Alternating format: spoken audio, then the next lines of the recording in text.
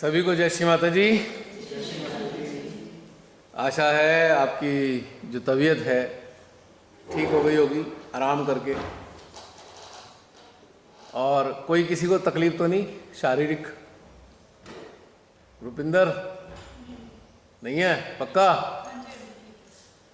पेट में अगर किसी को कोई प्रॉब्लम है तो अजवाइन खा सकते हैं।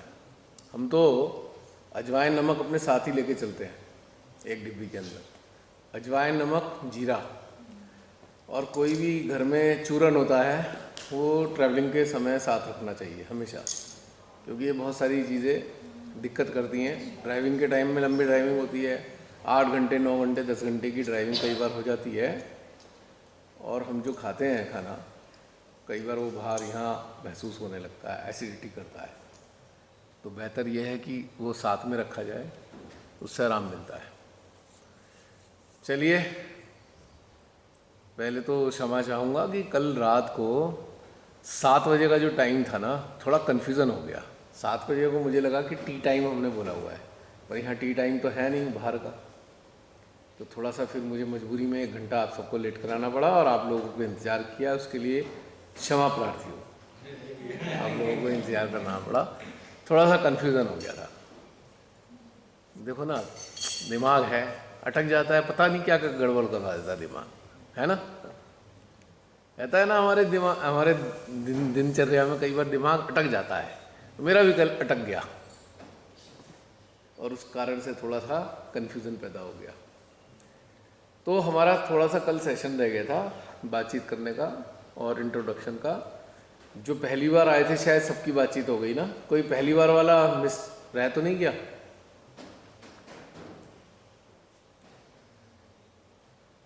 नहीं है? चलो फिर तो पहली बार वाले, अरे एक सेकंड, ये क्या हो गया, बैटरी लो जी। तो अभी शुरू करते हैं, जो थोड़ा सा पुराने लोगों का बातचीत रह गई है इंट्रोडक्शन की। वैसे तो आप सबने अगर YouTube वीडियो देखे हैं तो इंट्रोडक्शन तो उसमें सबका हुआ है पुराने वालों का, लेकिन फिर भी एक बार रिमाइंडर हो जाएगा, ठीक है? एक बात और बताइए शुरुआत से पहले कि अभी तक आपको कैसा महसूस हो रहा है एनर्जी लेवल पे? किसी को कोई ऐसा है, किसी का ढक्कन जो है अभी बंद हो? बंद है? कभी खुलता है कभी नहीं खुलता। और सेंट्रल हार्ट का दरवाजा खुला है, वो भी बंद है? वो भी खुलता है बंद हो जाता है बार बार? तो आप अब बस ये और बता दीजिए कि जब ये खुलता है तब क्या सोच रहे होते हैं, और जब बंद होता है तो क्या सोच रहे होते हैं? इसका बहुत गहरा रहस्य। तो ठंडा महसूस होता है, एकदम ठंडा महसूस होता है जब खुलता है तो। हाँ, नहीं महसूस की बात नहीं, चल क्या रहा होता है अंदर चित्त में, बातचीत, विचार, उसी में उसकी चाबी छुपी हुई है कि बंद क्यों होता है। विचार तो नहीं आते, एकदम ही होता है तो। विचार के समय तो नहीं मैं महसूस करती, पर जैसे ही मेरे सामने कोई आता है कुछ, तब महसूस करती हूँ कि मेरा हार्ट बंद हो गया। तो आप इस चीज़ के लिए थोड़ा सा नोटिस कीजिएगा, जब ये हार्ट का सिस्टम बंद हो रहा है सहस्त्रार का, तो हमारे मन के अंदर क्या कोई विचार चल रहे हैं जिसके कारण बंद हो रहा है और जिसके कारण खुल रहा है। इसका एक उदाहरण है, अभी आप कोई जो दैनिक जीवन में आपकी बातें चलती हैं, अच्छा पहले अभी देखिए आपके क्या महसूस हो रहा है सहस्त्रार हार्ट में? कुछ महसूस हो रहा है? बंद है? अभी तो बंद ही है। बंद है, अच्छा। 1 मिनट के लिए पूरा फोकस श्री माता जी पे कीजिए, 1 मिनट पे। फिर देखिए कि कपाट खुलने लगे,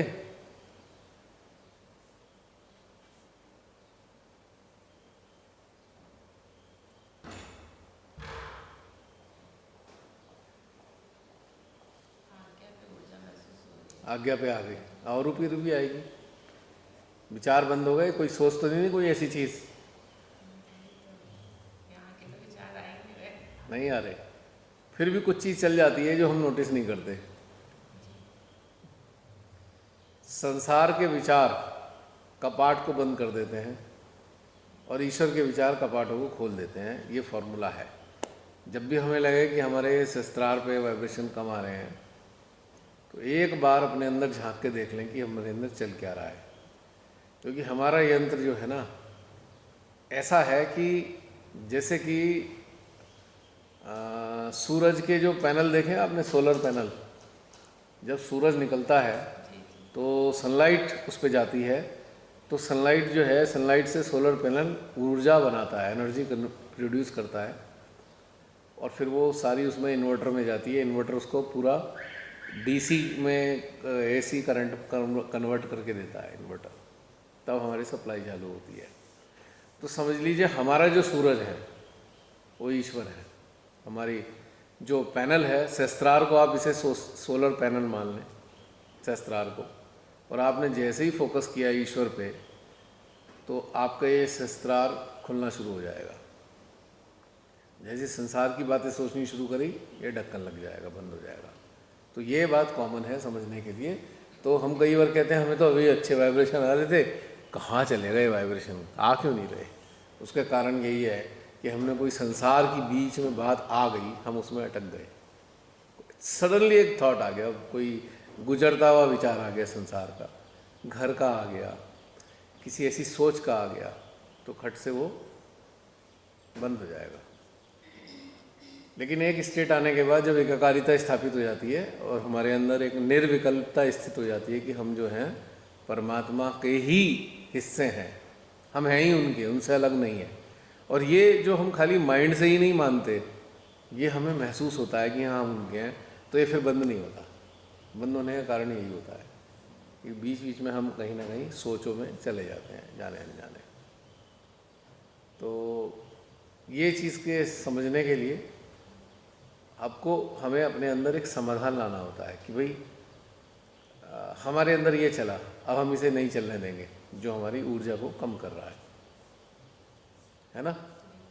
और समाधान जीवन में आ जाए, ये जीवन प्रभु तेरा है, जो भी घटनाक्रम चल रहे हैं ये सब तेरे को समर्पित हैं, चाहे वो संसार के हों चाहे वो ईश्वरीय हों। तो धीरे धीरे धीरे करके जो है ये सब चीज़ें कम होने लगती है। चलिए, सहस्त्रार और हार्ट को रिचार्ज करने के लिए थोड़ी देर मेडिटेशन में जाएंगे, उसके बाद थोड़ी सी बातचीत कर लेंगे जिससे सारा सिस्टम ऑन हो जाए। ठीक है? तो हम सब लोग मिलके ना 2-3 मिनट ओम का उच्चारण करेंगे सब साथ में, जैसे आपने वीडियोस में देखा होगा। क्या बेटा? अच्छा हाँ, चलिए। और ओम का उच्चारण जब करते हैं हम, तो हमारी चेतना कहाँ होनी चाहिए, बता सकता है कोई? चेतना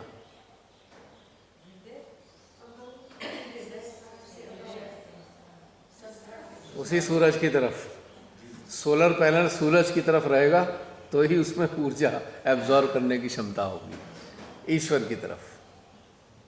चेतना हमारी ईश्वर की तरफ हो और चित्त हमारा नाभि से शुरू हो। चेतना को वहीं अटका दीजिए, जैसे हैंगर पे टांग देते हैं ना कपड़ा, चेतना वहीं रहेगी, चित्त को नाभि में ला सकते हैं ताकि इसका जो कचरा है वहाँ पे भी एनर्जी पहुँच जाए। ठीक है? ओम का उच्चारण इस प्रकार से करेंगे। चेतना हमारी पार ब्रह्म परमेश्वर की तरफ, श्री पार ब्रह्म परमेश्वर के पास में हमारी चेतना, और चित्त हमारा नाभि में। इसी कनेक्टिविटी के साथ में अब ओम का उच्चारण करते हैं और उस बीच में पूरे सिस्टम में ऊर्जा को महसूस करेंगे जो नाभि से लेके हमारी चेतना तक आ और जा रही है, इस तरीके से, इस क्रम में। ठीक है? 2-3 मिनट के लिए।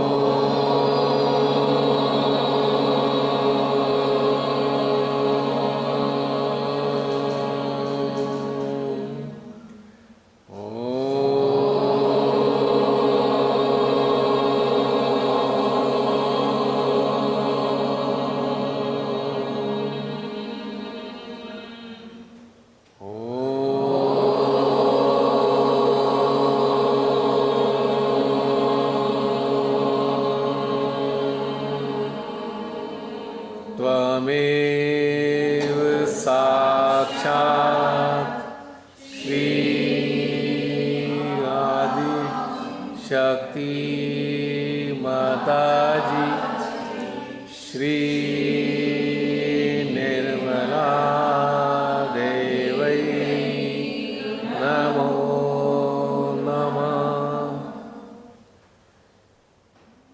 अब आप एक चीज़ देखिए, अब एनर्जी लेवल क्या कह रहा है आपका? शस्त्रार पे आ गया। अब आप एक चीज़ बताइए, अभी थोड़ी देर पहले सब कुछ गायब था, अब खुल गया। क्यों खुला है? क्योंकि इस समय कोई थॉट्स नहीं, कुछ नहीं, कहीं नहीं। उत्तर मिल गया कि ये इसका कारण हमारे पास खुद ही है, क्योंकि हमारा फोकस हट गया है वहाँ से, इसलिए जो है ये हमारा सिस्टम गड़बड़ाया है। जब हम फोकस को इस्टेब्लिश करते हैं तो फिर दोबारा वो सारा सिस्टम चालू हो जाता है। सरल बात है समझने के लिए। तो हमें ये कंफ्यूज नहीं होना चाहिए कि हमारे क्या हो गया, अचानक हमारी कौन सी निगेटिविटी घुस गई, क्या हुआ। भाई कनेक्शन नहीं है। क्यों नहीं है? क्योंकि हमने हटा दिया। कैसे हटाया? हम वहाँ को इससे फोकस हटाकर कहीं और ले गए जहाँ पे ऊर्जा नहीं है। जो ऊर्जा को एक तरीके से कंज्यूम करती हैं चीज़ें, वहाँ पे ले गए हम। जहाँ से ऊर्जा मिलती है हमने वहाँ से हटा दिया। अब मान लीजिए आपको कोई नाश्ता दे जाए कि ये आपका नाश्ता है, आप खा लीजिएगा, तो आपने नाश्ता ले तो लिया पर उसे किसी और को दे दिया, तो शरीर को कैसे लगेगा? नाश्ता लेने मात्र से तो काम नहीं चला। हमारे सिस्टम में गया, पेट में जाएगा, तब जाकर उसमें पाचन क्रिया से गुजरेगा, उसमें से तत्व अलग अलग होंगे जो हमारे शरीर की ज़रूरत के मुताबिक वहाँ तक पहुँचेंगे, तब जाके शरीर पुष्ट होगा। लेकिन वो सब तो हुआ नहीं। तो ये बात कॉमन है देखने के लिए, समझने के लिए कि भाई हम जो कनेक्शन लगा रहे हैं, क्या हमारा कनेक्शन लगा हुआ है, नहीं लगा हुआ है। तो थॉट्स जो होते हैं संसार के, वो आपके सिस्टम को स्लो कर देते हैं या कनेक्शन हटा देते हैं, जिससे आपकी एनर्जी की डेफिशिएंसी हो जाती है। अब जितने भी हमारे अंदर जो चक्र हैं, नाड़ियाँ हैं, इनको भोजन चाहिए, ऊर्जा का भोजन। ऊर्जा का भोजन हम कभी मिलेगा? जब हमारा फोकस परमात्मा पर रहेगा, माँ आदिशक्ति पे रहेगा, देवी देवताओं पे रहेगा। वो सारे एनर्जी के सोर्स हैं, वो एनर्जी वहाँ से प्रोड्यूस होती है, हमारे सिस्टम में आती है। उसके बाद सारा का सारा सिस्टम चलता है। तो वहाँ से हटाकर हमने कहीं और फोकस कर दिया, कनेक्शन लगा दिया। अब जैसे हमें घर में लाइट चाहिए, तो हमने लाइन जो है ओवरहेड लाइन से हमने कनेक्शन लगवा दिया, मीटर तक आ गया। लेकिन मीटर से तार लेकर हमने जो घर के अंदर सारा नेटवर्क है बिजली के तारों का, उस पर नहीं लगाया, हमने उसे ऐसे ही छोड़ दिया, तो बिजली नहीं मिलेगी। पक्की बात है। जब हम उस तार को उस नेटवर्क से जोड़ेंगे जो पूरे में बिखरा हुआ है नेटवर्क घर में, घर के सारे हिस्सों में कनेक्टेड है, तब जाके लाइट आएगी, है ना। तो समझ लीजिए हमारा भी एक शरीर जो है घर की तरह है। ढेर सारे यहाँ जी समझ लीजिए 7 कमरे हैं। 7 कमरों के जो सब चक्र के रूप में हम गए, इन 7 कमरों के ड्रेसिंग हैं या स्टोर साथ में जुड़े हुए हैं, अटैच्ड हैं ये सारे। तो उसमें प्रकाश तभी होगा जब मेन वायर से कनेक्टेड होगा, जो मेन वायर पूरे घर को लाइट दे रहा है। तो मेन वायर कहाँ है हमारा? कोई बताएगा वो मेन वायर कहाँ, कौन सा है हमारे अंदर? मेन वायर, कुंडली तो समझ लीजिए मीटर है, सुषुम्ना, सुषुम्ना मेन वायर है। यहीं से सारी सप्लाई होती है सब जगह। यहाँ से डिवीज़न हुआ है, डिवीज़न यहाँ पे हुआ है। सुषुम्ना नाड़ी यहाँ से जुड़ी है, सोर्स के साथ में मीटर है यहाँ पर, यहाँ कुंडली है, ये मीटर का काम कर रही है। मीटर का कनेक्शन जो है इसके स्रोत से है, जो वायर ओवरहेड वायर जा रही है, मानी आदिशक्ति। एक जगह प्रोडक्शन हो रही है, सदाशिव प्रोडक्शन हाउस में हाउस है जहाँ पे प्रोड्यूस होती है एनर्जी, सदाशिव, ठीक है। वहाँ से एक सर्किट आया हुआ है पूरा एनर्जी का, जो माँ आदिशक्ति के रूप में है। तो हमने कुंडली के रूप में एक मीटर स्थापित कर दिया है जो कनेक्शन लगाकर अब उससे जो सुषुम्ना नाड़ी है आज्ञा चक्र तक, यहाँ पे डिवीज़न हुआ है, यहाँ डिस्ट्रीब्यूशन हो रहा है आज्ञा चक्र पे, कहाँ की चीज़ कहाँ पर जाएगी। पूरे घर की लाइट यहीं से जुड़ी हुई है हमारे। तो इसीलिए ये इम्पॉर्टेंट होता है कि अगर ये कनेक्टिविटी क्लियर है। अब यहाँ पर जो है डिस्ट्रीब्यूशन यदि हम यहाँ शट डाउन कर दें, जैसे आपने देखा होगा कि सारी जगह का एक एमसीबी लगी होती है, पूरे घर की लाइट की एक मेन एमसीबी है, अब वो शट डाउन कर दी तो भी सर्किट खत्म हो गया ना। ऑन कब रखेगा, ऑन कब रहेगी, जब हमारा फोकस उधर रहेगा, ऐसे समझ लीजिए, और हम प्रेजेंट में रहेंगे। वो एमसीबी है हमारा प्रेजेंट में रहना। अगर हम प्रेजेंट में हैं तो एमसीबी ऑन है, और प्रेजेंट में नहीं है तो एमसीबी ऑफ है। तो अब अगर प्रेजेंट में नहीं है तो सारा सर्किट जो है होते हुए भी सप्लाई बंद हो गई है हमारे अंदर। ये बहुत अच्छा उदाहरण दिया आपने। हैं? बहुत अच्छा लाइव एग्जांपल दिया जो मतलब विजुअलाइज करके देख सकता है कि कौन से मोड में लाइट जल रही है, कौन से में नहीं जल रही है। स्विच ऑन करोगे तो लाइट होगी ना। हाँ, और एमसीबी जो है और भी एमसीबी लगी हुई है यहाँ पे जो सारे चक्रों को भी जाती हैं, लेकिन हमें केवल मेन एमसीबी पे ध्यान देना है। यानी कि हम वर्तमान में अगर हैं तो हमारी एमसीबी ऑन है, और जैसे ही आप पास्ट में गए, कल क्या हुआ था, बस हो गया काम खराब। एमसीबी टक से शॉर्ट हो गया सर्किट। अब जब सर्किट शॉर्ट होता है कहीं तो एमसीबी फट से डाउन हो जाती है, एनर्जी सारी गायब हो जाती है। जैसे सुबह मॉर्निंग मेडिटेशन करते हैं तब तो खुल जाता है शास्त्रा, पर दिन में भी हम बैठे थॉट्स नहीं होते तब भी महसूस नहीं, क्योंकि हमने कंडीशनिंग कर ली ना कि हमें सुबह ही मेडिटेशन करना है, सुबह ही होना है, बाकी दिन में हमें कोई लेना देना नहीं, कंडीशन हो गए ना। भाई सुबह में क्या है, एक सादी बात बता दूँ, सुबह में अब मान लीजिए 4 बजे कोई उठा है, अब 4 बजे उसे कौन से काम करने हैं घर के, 4 बजे कौन सा उसे ऑफिस जाना है।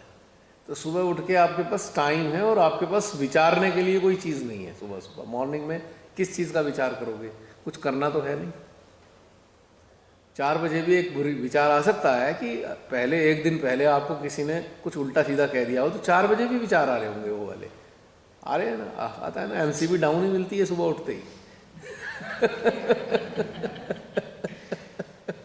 ऐसा भी होता है, बैठे तो माँ के सामने, अंदर चल रहा है, ऐसा कह दिया, ऐसा कह दिया, ऐसा कह दिया, हमने तो ये भी नहीं किया था, हमने तो कुछ कहा भी नहीं था, चल रहा है अंदर। अब फिर हम किसी से बोलेंगे, अरे आज तो पता नहीं क्या हो गया, कौन सी निगेटिविटी आ गई, ध्यान नहीं लगा मेरा, क्योंकि हमारी एमसीबी डाउन थी, हम भूतकाल में घूम रहे थे, और भूतकाल के आधार पर ही हम आगे भविष्य के बारे में सोच रहे हैं, क्योंकि भविष्य कुछ है ही नहीं।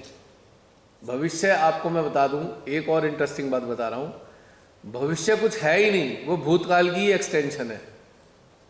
हमें भ्रमित करने के लिए है वो भविष्य, लेकिन वो भूतकाल की ही एक्सटेंशन है। मानते हैं? क्योंकि जो भी आप भविष्य के लिए सोच रहे हैं उसका आधार तो भूतकाल है, नहीं क्यों राकेश जी? जी बिल्कुल। तो भविष्य तो हमें पता ही किसी को कुछ नहीं है, खाम कहीं सोचते रहते हैं भविष्य में ये, भविष्य में वो, भविष्य कुछ है नहीं, वो एक भ्रम है। उसी का रिफ्लेक्शन आएगा हैं? जो आधार है उसी का रिफ्लेक्शन आएगा। एक जगह एक आर्टिकल में मैंने लिखा था, भविष्य का मतलब है भय का विष। भय का विष वो भविष्य है। भय किस चीज पे तैयार हुआ है? भूतकाल पे। वो जो भय है उसके विष का नाम जो है, उसका जो विष का रूप है उसे हम भविष्य कहते हैं। विष, विष है वो, आपको अंदर अंदर कमजोर कर रहा है भविष्य। आजमा के देख लीजिएगा, कोई भी आपने प्लानिंग कर दी, मैं कल ऐसे करूँगा, किसी के पास जाऊँगा, यहाँ ये बात करेंगे, वो बात करेंगे, आपने प्लानिंग कर दी। अब वो आपको प्लानिंग आपने कर तो दी, पर वो प्लानिंग आपको नहीं छोड़ रही। जब तक जा नहीं पाते वहाँ तक, जब तक वो प्लान प्रोग्राम से कर रहेंगे नहीं, वो विष आपको जर्र करता रहेगा, अंदर तक खोखला करता रहेगा, ये ना हो जाए, वो ना हो जाए। अब आप एक प्लानिंग करके बैठ गए, उसके बाद उसकी चिंता में डूबे ही जा रहे हैं, ये होगा कि नहीं होगा, होगा कि नहीं होगा, कहीं बुरा तो नहीं हो जाएगा, कहीं मेरे को काम छूट तो नहीं जाएगा। विषग्रस्त हो गए ना। तो भय का विष है भविष्य, याद रख सकते हैं, ये बात याद रहेगी। और वो हमारी चेतना को बिल्कुल कमज़ोर किए जा रहा है, सोच सोच के मरे जा रहे हैं हम लोग बिल्कुल। कि ये ना हो जाए, वो ना हो जाए। अरे गया वो तो ख़त्म हो गया, उसके आधार पर होना क्या है? कुछ भी नहीं होना। वो एक मोमेंट था, वर्तमान में घटित हुआ, ख़त्म, गया, वो भूतकाल बन गया। तो हमारे क्या होता है कि मेडिटेशन में बैठे हैं, शॉर्ट सर्किट हो रहे हैं। शॉर्ट सर्किट कैसे होना है? भविष्य में घुस गए, अचानक से भविष्य के अंदर एंटर कर गए, अचानक भूतकाल में एंटर कर गए, शॉर्ट सर्किट हो गए, सर्किट ठक से एमसीबी डाउन। होती है ना एमसीबी डाउन, अरे अभी तो आ रहे थे, कहाँ गए? क्योंकि यहाँ की एमसीबी डाउन हो गई है। आपको पता है प्राचीन काल में ध्यान की व्यवस्था क्या रखी थी? श्री माता जी का जब तक अवतरण नहीं हुआ था, उससे पहले ध्यान कहाँ लगाया जाता था? पता है ना आपको? आज्ञा चक्र, आज्ञा चक्र में। और ये सब पद्धतियों में, सब जगह पद्धतियाँ जो भी हैं, उसमें यही कहा जाता था, भाई देखो सोचो मत, यही कहा जाता था, विचार शून्य कर लो, ब्लॉक योर थॉट्स, ऐसे कहा जाता है ना, ताकि ये जो गिरी हुई एमसीबी है ऊपर उठ सके और सारी चीज़ यहाँ पे फोकस करनी होती। क्योंकि जो दिव्य ऊर्जा है, निराकारा, श्री निराकारा, मैनिफेस्ट होती है यहाँ एनर्जी के फॉर्म में। भले ही सहस्त्रार बंद है, लेकिन ईश्वरीय प्रोविज़न ऐसे है, यदि यहाँ पर हम फोकस करें, अब तो श्री माता जी ने रास्ता खोल दिया, अगर यहाँ फोकस करें आज्ञा चक्र पे, सेंट्रल आज्ञा पे, तो यहाँ पर तीनों नाड़ियों का जंक्शन है, जंक्शन, 3 नाड़ियों का, जो 3 नाड़ियों की ऊर्जा है वो सर्कुलेट हो रही है, इस तरीके से चल रही है, लगातार पूरे सिस्टम में काम कर रही है। यहाँ त्रिकुटी तक, त्रिकुटी इसलिए कहा गई कि 3 नाड़ियों की ऊर्जा यहाँ पे स्थायी रूप से है मौजूद। तो अब उसका क्या करें, एक्सेस कैसे करें? वो जो डिवाइन एनर्जी ऊपर से उतरी हुई हैं, सहस्त्रार पे तो आ रही हैं ये, लेकिन सहस्त्रार से नीचे नहीं पहुंच पा रही हैं। तो उन्होंने प्रोसीजर क्या बताया था कि जहाँ ये त्रिकुटी है, जहाँ तीनों नाड़ियों का समागम होता है, आप कभी कॉन्फ्लुएंस को देखिए, जो संगम होता है किसी नदी का, खासतौर से पहाड़ी नदी में आप देखें, देवप्रयाग है या कर्णप्रयाग, जहाँ भी प्रयाग का मतलब संगम ही है, जहाँ पे देवप्रयाग में 3 नदियाँ मिली हुई हैं, अलकनंदा, मंदाकिनी और आपका क्या कहते हैं भागीरथी, तीनों का यहाँ पे योग है। तो आप देखेंगे वहाँ पे ना एक साउंड है, तीनों नदियों की एक आवाज़ है मिलने की, जिसे हम कोलाहल कह सकते हैं। तो ज्ञानियों ने क्या किया, भाई आदि शक्ति के संपर्क में तभी आएंगे ना जब हम इससे कनेक्ट करेंगे, और आदि शक्ति तो यहाँ पर मौजूद है और हमारे पास रास्ता नहीं है यहाँ तक जाने का। यहाँ से यहाँ तक की सीढ़ियाँ लगी हुई नहीं है, रास्ता है नहीं हमारे पास। तो उन्होंने कहा कि ये जो कोलाहल है, नदियों का, 3 नदियों का कोलाहल सेंट्रल आज्ञा पे फोकस हुआ है, तो इस कोलाहल पे चित लगा लो। उन्होंने रास्ता बताया बहुत पहले, प्राचीन काल में बता दिया था। तो यहाँ पे हम जैसे ही फोकस करते हैं तो आप देखते होंगे यहाँ झिंगुरू जैसी आवाज़ आपको महसूस होगी। आप अभी भी फोकस करके देखें आज्ञा पे, सनसनाहट की आवाज़ आ रही है, ऐसा लग रहा है जैसे कान में कुछ बज रहा है, कंटिन्यूस बज रहा है, ये साउंड है एक अंदर आ रही है, जैसे बिल्कुल सन्नाटा होता है, सन्नाटा बज रहा है। तो इसको ज्ञानियों ने क्या बोला, शब्द, कि इस शब्द को पकड़ो। अब देखिए सिख कम्युनिटी में शब्द कीर्तन है, अब वो उसको क्या समझते हैं वो एक अलग मैटर है, क्या करते हैं, लेकिन शब्द, तो ये जो शब्द है, और जो हमारे सनातनी लोग रहे, उन्होंने कहा यहाँ पर ओम की ध्वनि है यहाँ पे मौजूद, ओम। अगर आप बहुत फोकस करेंगे तो ये जो सन्नाटे की आवाज़ है, आपको ओम की आवाज़ जैसी महसूस होगी। फोकस करके देखिए कभी भी, तो इस आवाज़ को पकड़ लीजिए, क्योंकि ये आवाज़ जहाँ से चली है, आवाज़ को यदि पकड़ेंगे तो आवाज़ ये हमें उसके स्रोत तक पहुँचा देगी। स्रोत, big bang, the sound of big bang is still there.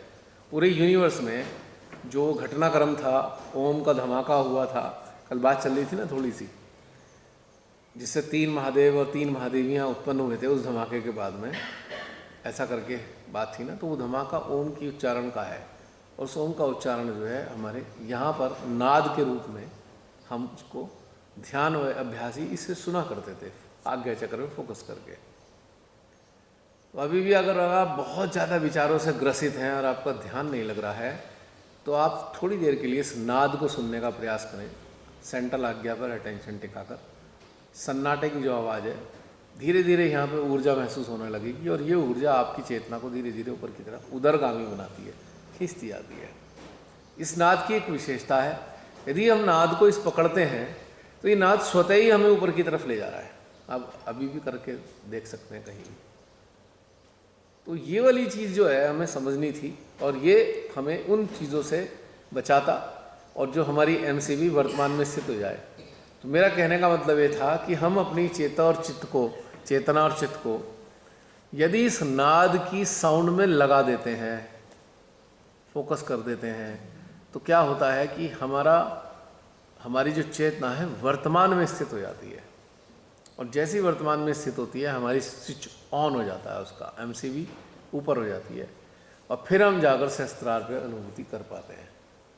तो ये वाली चीज़ बड़े काम आती है। कई बार बहुत से सहजीवी परेशान हो जाते हैं कि उनसे ध्यान ही नहीं लग रहा, क्योंकि इतना ज़्यादा विचारों का बम्बार्डमेंट हो रहा है। कोई मुसीबत में फंस गया है, कोई कुछ हो गया है, कोई अटक गए हैं, ऑप्शन ही ऑप्शन ढूंढ रहे हैं, अब क्या करें, अब क्या करें, अब क्या करें। जैसे कल सुनीता बहन के अंदर आ रहा होगा, क्या करें ऐसा जो ठीक हो जाए, रास्ता मिल जाए, चल रहा था ना, कहाँ फ़ोन करें, किससे बात करें, किससे पूछें। तो ये ऑप्शन ही ऑप्शन चल रहे हैं, आज्ञा चक्र के आज्ञा चक्र के आज्ञा चक्र के। तो ऐसी स्थिति में स्थिर होकर इस नाद पे फोकस करें, जो नाद यहाँ मौजूद है। तीनों नदियों के संगम के शोर के रूप में नाद है, उस नाद पे आपने फोकस किया, आश्चर्यजनक रूप से आपके विचार बंद हो गए और फिर ये नाद की तरफ आपकी चेतना ऊपर की तरफ उठती चली जाएगी। आपको लगेगा ये तो वाइब्रेशन आने शुरू हो गए, क्योंकि वर्तमान में आते ही वाइब्रेशन आएंगे। तो सारी बातों का निचोड़ ये आता है कि वर्तमान से हटते ही हमारे वाइब्रेशन गए और वर्तमान में आते ही हमारे वाइब्रेशन फिर दोबारा आने शुरू हो गए। क्लियर हो गई बात? आसान हो गई बात समझने के लिए? तो अब बताइए बहन, अब आ रहे हैं ना? अब तो वैक्यूम भी बना रहा है सेंट्रल हार्ट। तो अब हमने क्या बीमारी पाल रखी है? एक बीमारी हमने पाल रखी है। अब मैं क्षमा चाहूँगा जो मैं बोलने जा रहा हूँ। बीमारी क्या पाल रखी है? नहीं, हमें सुबह ही ध्यान करना है, बाकी नहीं। ये बीमारी है, कंडीशनड हो गए। हम सुबह ही बैठेंगे तो अच्छा हो रहा है, बाकी हो ही नहीं रहा पूरे दिन, है ना? और अगर आप इस चीज़ को समझें कि भाई ये तो 24 घंटे का मैटर है, आँख खुलने से गई रात तक ध्यान में ही रहना है, तो आपकी ये बीमारी और ये कंडीशनिंग ख़त्म हो गई कि मैं सुबह बैठना है, शाम को बैठना है, दोपहर में बैठना है। आज हमारा कार्यक्रम सुबह बैठने का था, लेकिन परमेश्वरी ने शायद एक ऐसी घटनाक्रम अंजाम दिया कि हम रात को देर तक यहाँ बैठे रहे। ठीक है, तो कंडीशनिंग टूट गई। वो जो अमृत बेला की कंडीशनिंग है वो टूट गई। अब मैं कह रहा हूँ अमृत बेला की कंडीशनिंग, ये जो हमारे आप सब लोग ये वीडियो यूट्यूब पे सुन रहे हैं, आप कह रहे होंगे, ये मन में सोच रहे होंगे ऐसी उल्टी बात की अमृत बेला की कंडीशनिंग थोड़ी होती है, तो बहुत अच्छी बात है। पर हम इस पे आश्रित हो गए, बाकी दिन ध्यान में रहते नहीं हम, तो इसे कंडीशनिंग बना दिया हमने कि सुबह ही ध्यान में रहेंगे, बाकी दिन ध्यान में रहेंगे ही नहीं। तो हो गई ना मुसीबत खड़ी। ये तो पहले ऐसे ही हो गया, भाई सोई सुबह खा लो, बाकी पूरे दिन खाना बंद, काम चल जाएगा। तो चाहिए थोड़ी देर के लिए सोई सुबह 4 बजे उठ के खाना खाया, जैसे वो होते हैं ना जो रोज़े चलते हैं जब, तो वो सुबह सुबह 4 बजे सहरी के टाइम पे खा लेते हैं, 4 बजे सहरी पे खाते हैं या फिर रात को खाते हैं, ऐसे करके होता है। तो फिर शाम तक काम चलाते हैं। लेकिन हम कहें भाई हमने तो सुबह खा लिया, अब हम रात को भी नहीं खाएंगे, तो क्या होगा हाल? तो अमृत बेला तक सीमित हो गए अगर हम ध्यान के लिए, तो बाकी दिन तो हमें चक्रों को भूखा रखना पड़ेगा, हैं? बाकी दिन तो रोजा ही रखना पड़ेगा। रोज़ा रखना पड़ेगा। रोज़ा इनका हो गया जो देवी देवता बैठे हैं, हमने तो इनका रोज़ा करा दिया कि भाई सुबह ही मिलेगा, बस इससे पहले नहीं। और वो कह रहे हैं भैया हम तो हर समय खाते हैं, हम तो बच्चे हैं। बच्चे को देखो आप, छोटे 2 साल के बच्चे को, 3 साल के, उसका मुंह चलता ही रहेगा, आप उसे कुछ ना कुछ देते ही रहते हो, अब ये खा ले, फिर थोड़ी देर में आके कहा ये भी खाना है मुझे, अब वो भी खाना है, सारे दिन खाता है बच्चा। तो भैया हम ये कह सकते हैं कि meditation is the state in which we have to be in each and every moment of our life. Yes. अब जिसे हम लाइफ मानते हैं वही तो भ्रम है बहुत बड़ा। हम एक कह सकते हैं कि भाई ये लाइफ ठीक है, एक लेमेंस लैंग्वेज में कह दिया भाई पूरे जीवन ध्यानस्थ रहो, ये सुबह से ठीक है, पर हमने कहा ये लाइफ, तो ये लाइफ है ही कहाँ है लाइफ? ये प्रेजेंट मोमेंट है, वही लाइफ है। बस ये है कायदे की बात। अगर भूतकाल की गुफा में घुस गए तो लाइफ तो खत्म हो गई, आप तो उसमें दलदल में फंस गए। लाइफ ही तब है जब आप वर्तमान में हैं, और अगर आप वर्तमान में हैं तो वो ऊर्जा का सर्किट कभी बंद होगा ही नहीं किसी भी कीमत पे। ऊर्जा कभी नहीं बंद हो सकती अगर आप वर्तमान में स्थित हैं,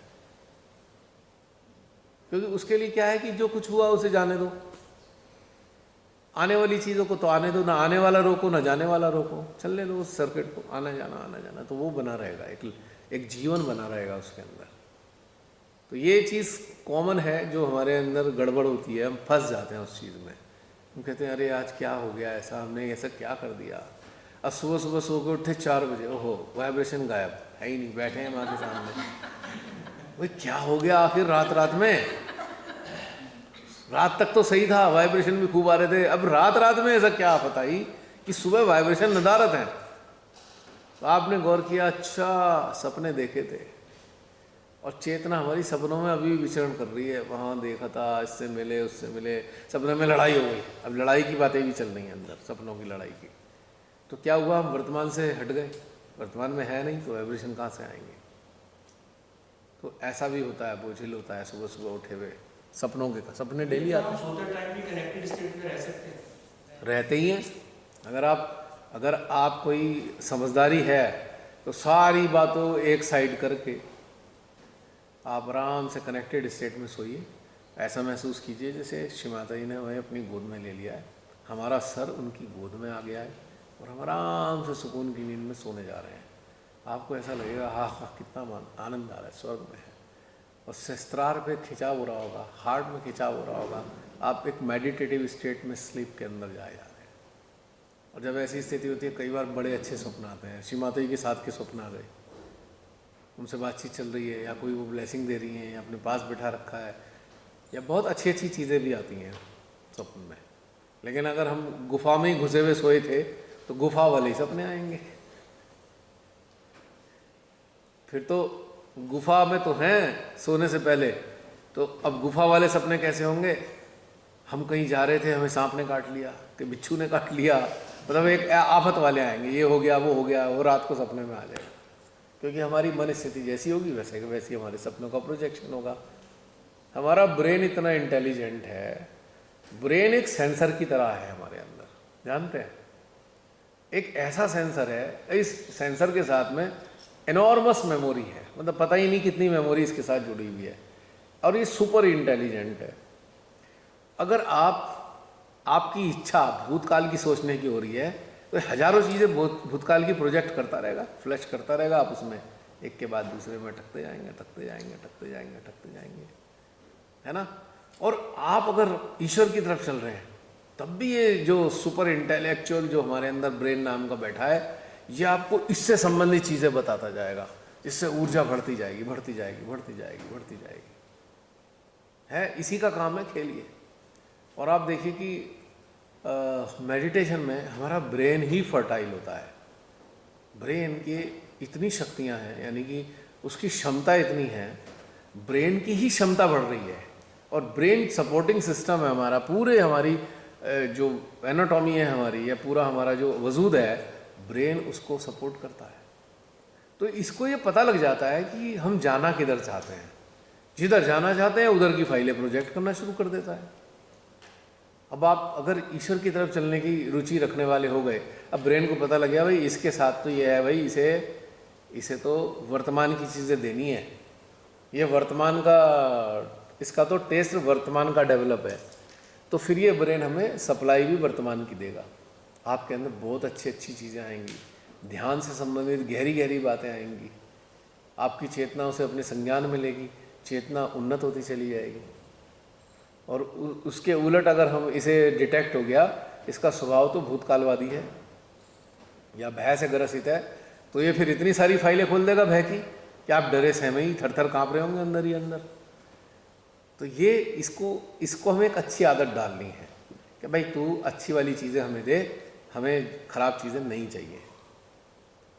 तो फिर ये अच्छी अच्छी चीज़ें देने लगेगा। आपके अंदर ऐसी ऐसी सुंदर सुंदर प्रेरणाएं आती रहेंगी, आपको बड़ा मज़ा आएगा ध्यान के अंदर भी, हर चीज़ के अंदर भी। तो ये हमें इसको टेम करना है, we have to tame our brain. और उसका साधारण तरीका है कि वर्तमान में स्थित हो जाओ, एनर्जी का फ्लो महसूस होता रहेगा, उस एनर्जी के फ्लो में अपनी चेतना को, अपने चित्त को रमाते चले जाओ, रमाते चले जाओ, रमाते चले जाओ।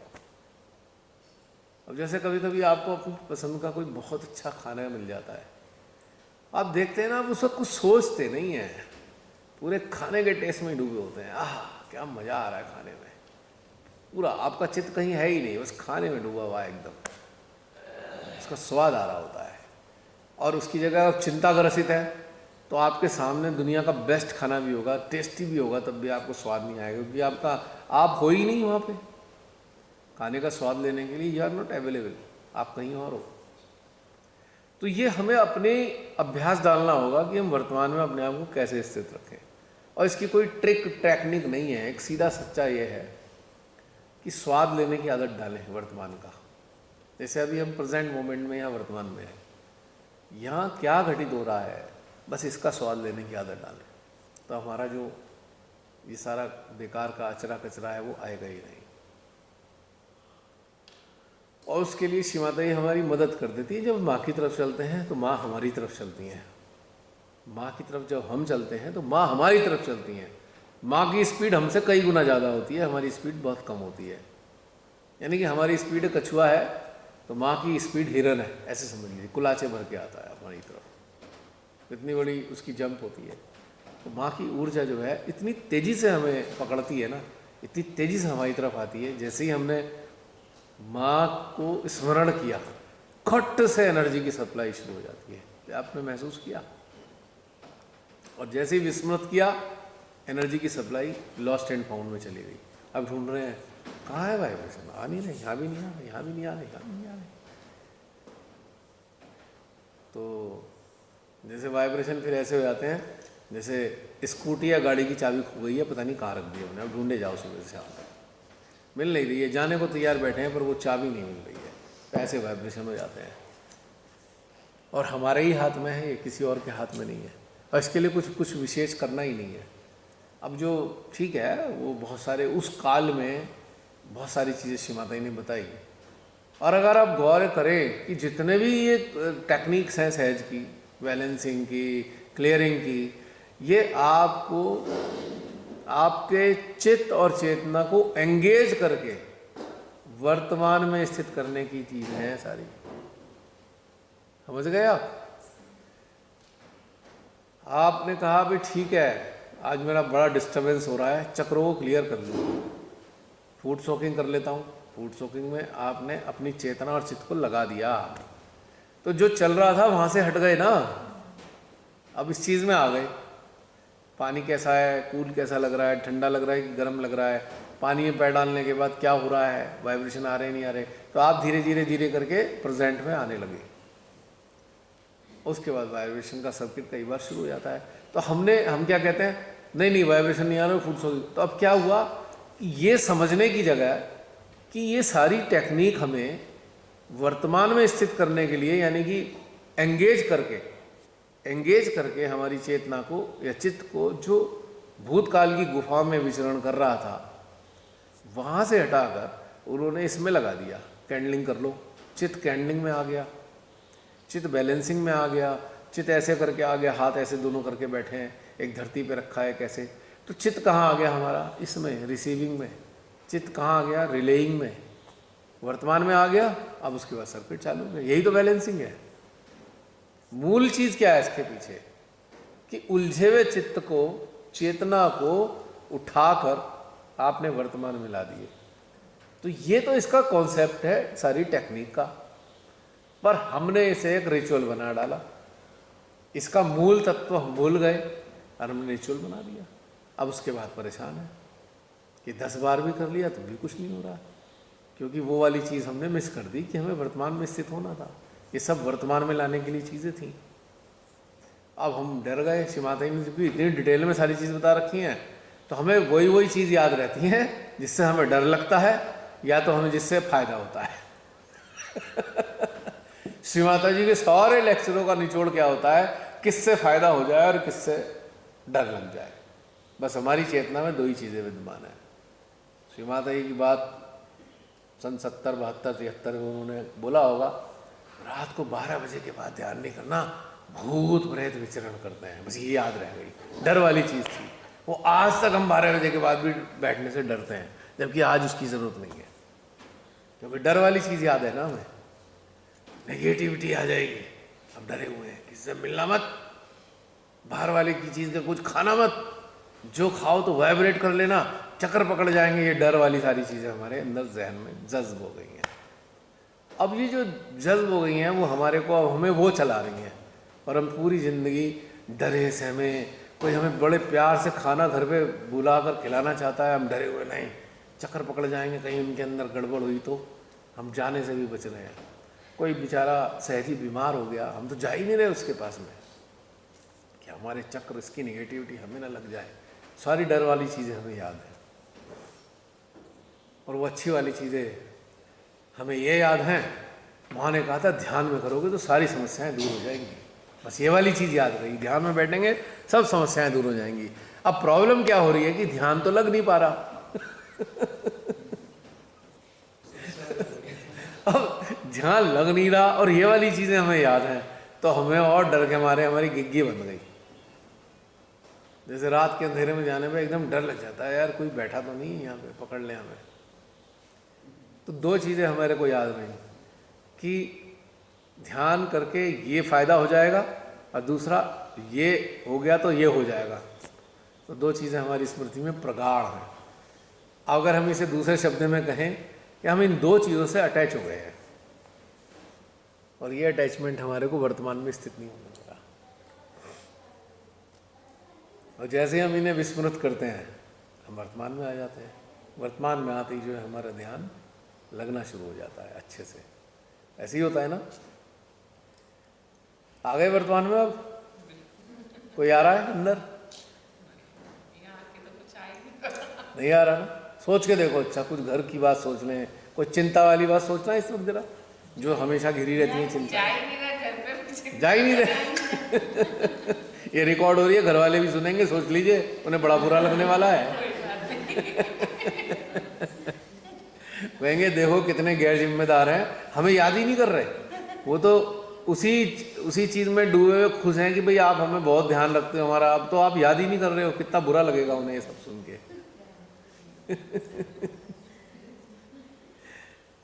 जब वर्तमान का स्वाद पड़ जाता है ना, तो बहुत से लोगों, आप में से ऐसे भी हैं जिन्हें वर्तमान का स्वाद लगा हुआ है। अगर उन्हें कोई भूतकाल की बात कह दो ना, और बोझा लगता है, वो कहाँ फंस गए भाई, निकलो भाई निकलो यहाँ से, वर्तमान में आओ, ये मज़ा नहीं आ रहा है इसमें। है आप में से कुछ ऐसे महसूस करते होंगे, कहाँ फंस गए भाई, किसकी कौन सी बात याद दिला दी। हमें नहीं याद करनी कुछ भी वो, और इतनी उलझन लगती है अगर कोई ऐसी बात कर दे, इसे दूर हो जाओ भाई, ये तो बेकार की बातें करता है। अब जैसे रिश्तेदारी, शादियाँ वादियाँ होती हैं, रिश्ते जुड़ते हैं, वहाँ तो पता है क्या वातावरण होता है, आप मालूम नहीं, कहने की ज़रूरत नहीं। वैसे इकट्ठे हुए बड़े चांद से तैयार हो के आए, बस बैठ गए किसी की बुराई करने, टारगेट बना के इसकी बुराई, उसकी बुराई, उसकी बुराई। तो अब जो वर्तमान में इससे सहजी है, वो कहेगा कहाँ फंस गया मैं, चलो भाई वहाँ चला जाता हूँ। अच्छा जी मैं ज़रा खाना ले आऊँ, ठीक है, जान छुड़ी भाई, ये तो पीछे चिपट गए हैं, पता नहीं कहाँ की बुराई करेंगे अब ये, है ना। और फिर कमियाँ निकालना शुरू करेंगे। जैसे वो होता है ना, जैसे आप दाल प्लेट में फैला रखी है, बनानी है, उसमें से कंकड़ पत्थर निकालना है, तो रिश्तेदार बैठ के जो है कमियाँ निकाल रहे हैं, इसकी कमी, उसकी कमी, उसकी कमी। देखा है ऐसा होता है बहुत बार। पर जो आप वर्तमान वाले हैं वो कहते हैं यार ये कहाँ फंस गए, हटो भाई, चलो किसी और से बात करते हैं जो वर्तमान में स्थित हो। तो ये परिवर्तन आ जाता है। और अगर गुफा में विचरण कर रहे हैं तो हम भी बैठ जाते हैं, बड़ा रस आ रहा होता है, खूब बुराई करेंगे। जिसने हमें सताया होता उसकी बुराई तो हमें करनी है फिर तो की बात। अब मौका मिल गया, अब तो पब्लिकली मौका मिला हुआ है, 4 जने बैठ के बुराई कर रहे हैं तो हम भी उसका रस ले रहे हैं। क्योंकि निंदा रस जो है सबसे बड़ा रस है, निंदा रस। और जिसे निंदा में रस आने लगा वो वर्तमान में तो कभी जिंदगी भर स्थित नहीं हो सकता, है ना। कितना मजा आ रहा होता है ना। जानते हो मजा किसको आ रहा होता है? निंदा में। हमारे अंदर जो बैठे हैं ना, लेफ्ट और राइट आज्ञा में जो बड़े बड़े कलाकार बैठे हैं, वो चाहते ही यही थे कि भाई ऐसी वाली चीज़ें सुने हम। वो अतरप्त चेतनाएं हैं जो सूक्ष्म रूप में हमारे आज्ञा को दोनों तरफ से जकड़े बैठी हैं। और वो उनकी परिणति भी ऐसी हुई थी, उनकी मृत्यु ऐसे हो गई, उन्होंने कर्म ऐसे ही किए थे, मनुष्य शरीर तक नहीं मिला। वो सूक्ष्म सूक्ष्म कणों के रूप में घूम रहे हैं और वो ऐसे आदमी को ढूंढ रहे हैं, बुराई वाला बंदा मिल जाए, बड़ा तृप्ति मिल जाएगी मेरे को। मान लीजिए कोई बुराई करने वाला इंसान है, 24 घंटे बुराई करता है, उसकी मृत्यु हो गई। अब वो मृत्यु करके ना तो जो काम करे आया उसे मनुष्य शरीर तो मिल नहीं रहा, वो घूम फिर के उसे कुछ भी नहीं मिल रहा, उसे जगह भी नहीं मिली गई। अब वो बेचारा धूल की तरह धक्के खाता फिर रहा है, कभी यहाँ जा कभी वहाँ जा। तो वो ढूंढ रहा होता है कौन मिल जाए मुझे ऐसा जो बुराई करने में एक्सपर्ट हो, मैं उसके पास जाके बैठ जाऊँ। तो अब वो जैसे ही एंटर करता है उसके लेफ्ट आज्ञा में, बुराई करने वाला एक चेंज महसूस करता है। जितना वो बुराई पहले करके खुश हो रहा था उससे कई गुना ज़्यादा उसे खुशी बुराई करने में मिलने लगती है। वो एक तो क्योंकि अब एक दूसरी चेतना भी बुराई को पसंद करने वाली उसके साथ जुड़ गई है और वो उसका आनंद लिए जा रहा है। तो ऐसे करके हमारा जो टेम्परामेंट है वो इस तरफ और ज़्यादा इंक्लाइंड हो जाता है। इसी प्रकार से इसके विपरीत है, जो वर्तमान में स्थित रहने वाली सूक्ष्म चेतनाएं हैं, जो अच्छी अवस्था में अपने शरीर को त्याग और वो वर्तमान में स्थित हो गई, उन्होंने त्यागा मुक्त अवस्था की चेतनाएं, वो ऐसे मानवों को ढूंढती हैं जो वर्तमान में स्थित रहते हैं। वो ऐसी चेतनाएं उच्च दर्जे की चेतनाएं, तो वो वर्तमान में स्थित रहने वाले मानवों को ढूंढ रही हैं कि कहाँ मिल जाए, बड़ा आनंद आता है हमें। वो उस चीज़ का आनंद लेना चाहते हैं, क्योंकि ये जो है ना, ये जो मानव है ना, ये वर्तमान में रहता है और ये ना माँ से जुड़ा हुआ है। ये माँ से जुड़ा हुआ है। जब ये माँ के साथ जो बातचीत करता है ना, उसकी जो ऊर्जा हमें भी मिलती है। देखो कितने वाइब्रेशन आ रहे हैं, सब महसूस करो। जब मैं बोल रहा हूँ ये इतने हिस्से में ऊर्जा यहाँ यहाँ यहाँ महसूस हो रही है, रोए खड़े होते महसूस हो रहे हैं। तो ऐसे लोग ऐसे मानवों को ढूंढते हैं जो वर्तमान में स्थित रहते हैं, जो कनेक्टेड स्टेट में रहते हैं। तो उनको ना उनके साथ बैठकर बड़ा मजा आता है। जानते हैं उनकी सीट क्या है हमारे अंदर? कहाँ पे बैठते हैं वो हमारे साथ? सेंट्रल हार्ट में। सेंट्रल हार्ट में बैठना शुरू कर देते हैं हमारे साथ में। एक सेकंड। तो कहने का मतलब यह है कि आप सोचिए कि आपको संगति किन की मिल रही है, जो मुक्त चेतना है। तो हमें संगति किन की मिलने लगी? उच्च दर्जे की चेतनाएं जो मुक्त अवस्था की थी, अब वो हमारे साथ हमारे हृदय में आ गई हैं। और देवी देवता भी सूक्ष्म अस्तित्व के रूप में, कुछ देवी देवता तो हमारे अंदर बैठाए गए हैं महाआदिशक्ति के द्वारा। उनका ही निराकार रूप हमारे बाहर भी विचरण करता है।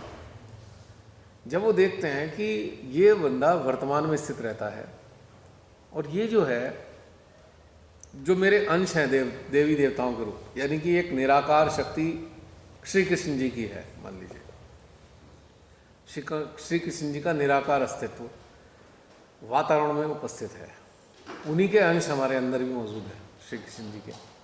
तो वो देख रहे हैं श्री कृष्ण जी की, अरे ये तो कनेक्टेड पर्सन है, ये तो जो मेरे अंश हैं उनका ध्यान रख रहा है, यानी कि उनको भी भोजन मिल रहा है। तो श्री कृष्ण जी हमको आशीर्वादित करते रहते हैं, अनेकों चीज़ों से आशीर्वादित करते हैं। सारे देवी देवता इस प्रकार से हमें आशीर्वादित करते हैं, क्योंकि वो निराकार में भी हैं और हमारे भीतर अंश रूप में भी मौजूद हैं।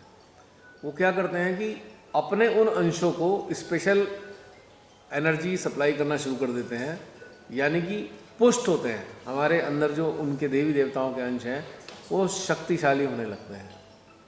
उनको भोजन क्यों चाहिए? उनको भोजन इसीलिए चाहिए ताकि वो मुक्त हो सकें, यानी कि हमारे अंदर कैद खाने की तरह कैद खाने में पड़े हुए हैं, क्योंकि हम इतने गैर जिम्मेदार रहे हैं कि हमें उनके भोजन की, उनकी खुशी की कोई चिंता नहीं है, क्योंकि हम तो भूतकाल की गुफा में विचरण करते हैं। लेकिन जो जागरूक होता है, वर्तमान में रहता है, उसके माध्यम से उसे सप्लाई मिल रही होती है देवी देवताओं को।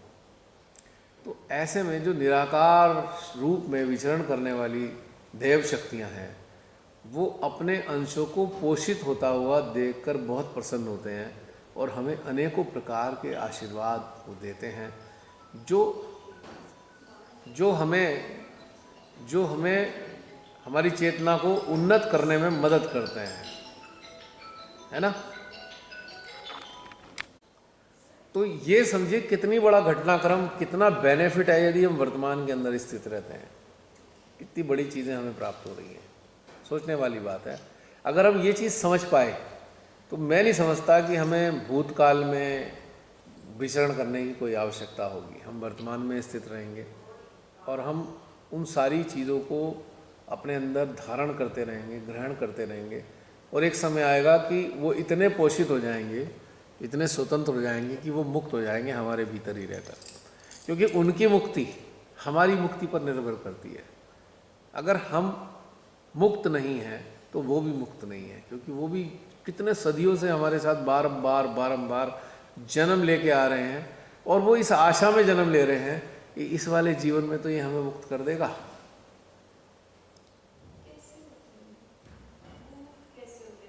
वही तो बता रहा हूँ हिंदी। ऊर्जा आपके अंदर जाती रहती है, जब माँ आदि शक्ति की ऊर्जा से ही मुक्त हो सकता है वो, और आप उस स्थिति में बने रहते हैं लगातार, सुबह आँख खुलने से लेकर रात तक उसी अवस्था में रहते हैं। तो उनकी मुक्ति प्रक्रिया भी चल रही होती है लगातार।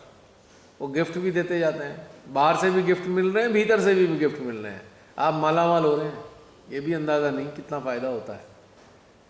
और फिर कहते हैं अच्छा ये प्रारब्ध के इसके जीवन की कुछ समस्याएं, चलो हम इन्हें निपटा लेंगे, झंझट में नहीं पड़ो, आप टेंशन मत लो, कहेंगे हम देख लेंगे तुम्हारी प्रॉब्लम्स को, तुम बस ये वाला काम किए जाओ, मेरे अंशों को भोजन कराए जाओ, बाकी तुम्हारी सारी समस्याएं मैं देख लूँगा। समझ पा रहे कितना खूबसूरत घटनाक्रम है ये, इतना मज़ेदार। हमें करना क्या था, बस वर्तमान में रहना था और हमें उस ऊर्जा को अपने सिस्टम में लगातार प्लावित करते रहना था। जैसे आप ध्यानस्थ होते हैं, ऊर्जा का फ्लो आपको महसूस होता है ना, वो जो फ्लो है वही तो प्लावित कर रहा है सारी चीज़ों को। वो जो प्लावित कर रहा है